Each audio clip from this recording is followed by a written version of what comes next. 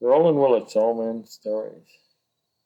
And you got a couple old men here that love to tell stories. Charley is a storyteller's storyteller. And I showed him the cover of the songs, and it was a painting by someone. It was beautiful. I said, "This is absolutely fantastic." He said, "Oh, that's got a great story with it." Okay, I'll tell you the album cover story, and then the story on the song. On the song, what's the song again? What then? What then? It's a very short little piece. Okay. But here's the album cover story. I'll try to make this short. An animator, a professional animator, who now he teaches at one of the California state system institutions, and he teaches animation. But there was a project he was wanting to do, and he was looking for a certain kind of music, and had a friend who had heard someone do some songs that I wrote. That short circuit's a long story. And he contacted me about creating some music for his project right at the same moment that we were about to go visit our daughter in San Francisco. He said, "Hey, I'll fly into San Francisco." So we spent a couple of days roughing out the music for that. And I was telling him about this recording project I was getting ready to do.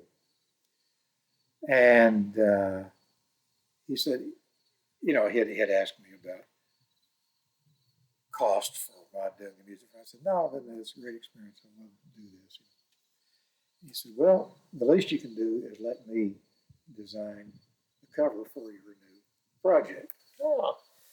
And he came here to the group that wound up doing the vocals is from here in Mountain View, and Aubrey flew out, and it was early spring, and I kept telling him, "You're just on the edge of redbud season.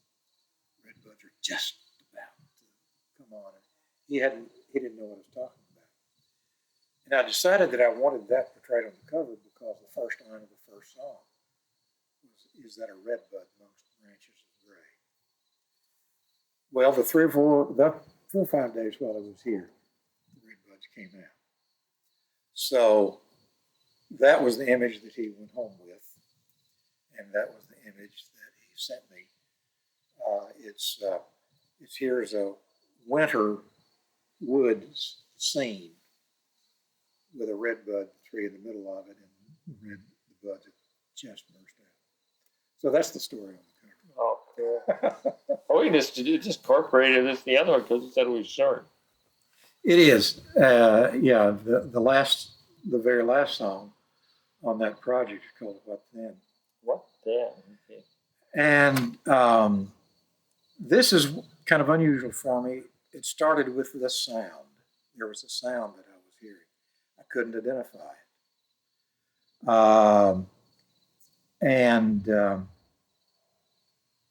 I just started to write what felt like it went with that sound. And there were images. And the images, it was all kind of unclear to me. This is very unusual. I usually start with a lyric and I know where I want it to go and I try to fit a sound to that. But this was all images. Hmm. And I finally brought it together in terms of if so-and-so happened, what then? Oh, okay. And if there was another thing, then what then? Yeah. And it wound up being a very personal statement to somebody. And later on, when a group I was playing with decided to record the song, one of our guys, and none of us used keyboard, in our songs. There were two of the guys actually played keyboards, but our particular configuration, we didn't use it. But he was working on the sound on this one, and he wound up sitting down at the piano and doing a little riff way, way, way, way up in the keyboard. I thought, that's the sound. It's not exactly the sound. And then I realized what it was. I had a newly adopted daughter. And one of the first things that I got her was a wind-up teddy bear music box.